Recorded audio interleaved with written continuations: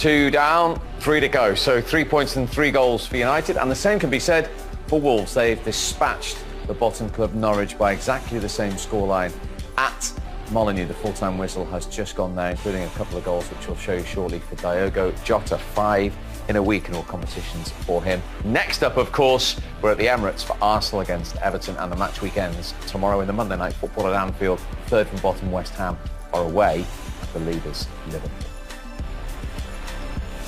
Significant moves in the table then. Manchester United up to 5th, a point ahead of Spurs, and Sheffield United 5th as it stands, remember, would mean Champions League football, and just 3 behind Chelsea, who of course they beat on Monday. Wolves up to 8th as well after that win. At the bottom, no change for the bottom club Norwich, or indeed for Watford. They've missed the opportunity to get out of the bottom 3, and the unlikely scenario that West Ham could get something at Anfield that might take them out of the drop zone as well.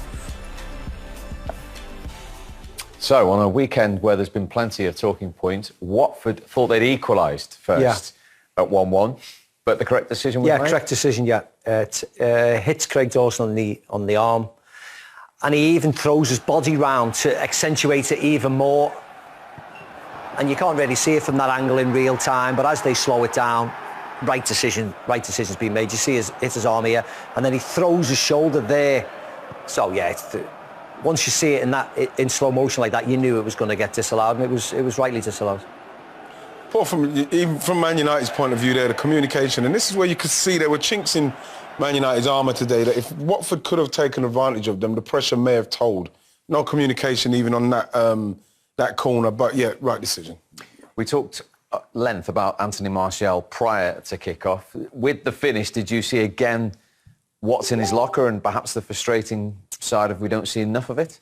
Well, what we saw was somebody that, like I said, if he's going to get the service, he will get himself in those areas. What you want to see from him more is that kind of run for the near post and far post and things like that. You know, from here, he's in a brilliant position, and that run there is fantastic. He's now got somebody like Bruno Fernandes who will look for that pass, but, you know, again, this is, you know, he's done well here, his awareness, and he's just chipped it in. It's a great goal, but like Stevie pointed out, you have to look at, I think it's Cathcart, you know, he's onside, and then you just look at Bruno Fernandes' time and space on the ball.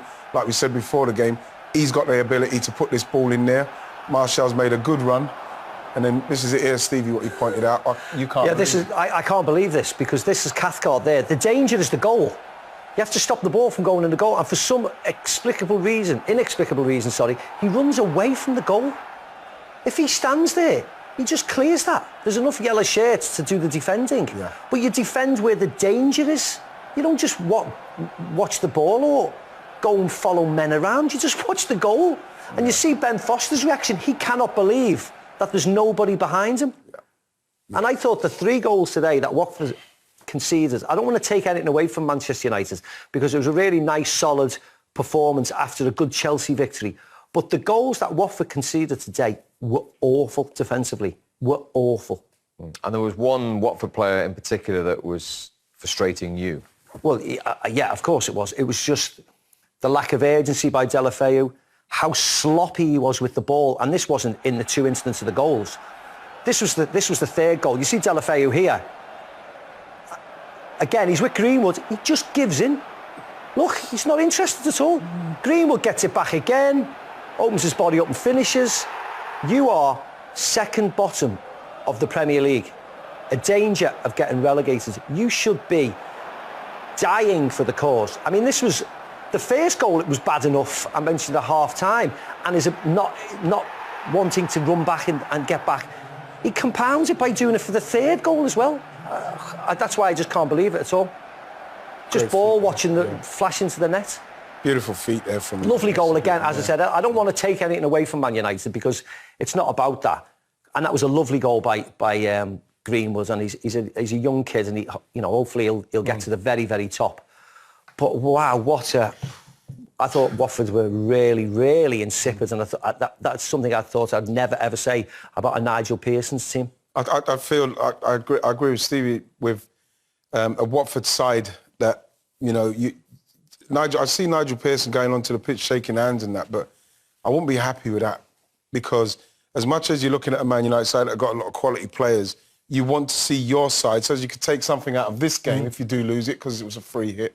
You could take into next week's game where you could say, well, his performance and what he was trying there, we'll probably beat them if we carry on doing this. But Man United didn't have to work hard for that, and still not taking anything away from them. But I'd be very disappointed if I was Nigel Pearson with the effort that the team put in now. And the attitude as well, which you've pointed out.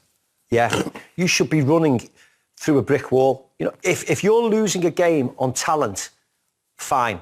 We get that some teams are better than the other, but you cannot lose a game just by lack of work rate. This is Delafeu near the end, sulking, throwing his arms in the air. Look, Man United on the attack. Look where he is.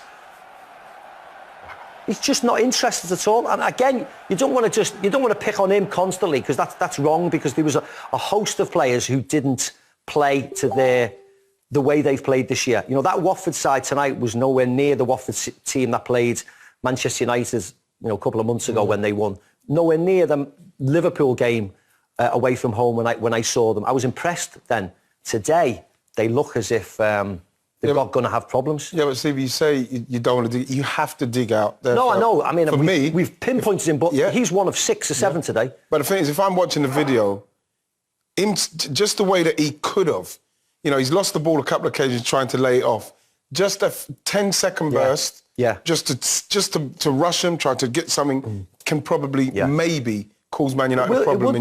That's all you want. If busts a gut to get there, then he can relax, get the other side of the ball, make United go back, and then you get your breath. But he lost the ball and he's just gone. And two goals have come from it. Yeah. Bad day for Watford then. A memorable one for Manchester United's new boy with his first goal for the club. Here are the thoughts of Bruno Fernandes. Bruno, congratulations. Your first win here at Old Trafford for Manchester United. The fans singing your name as you came off the pitch. The first goal as well. You must be delighted.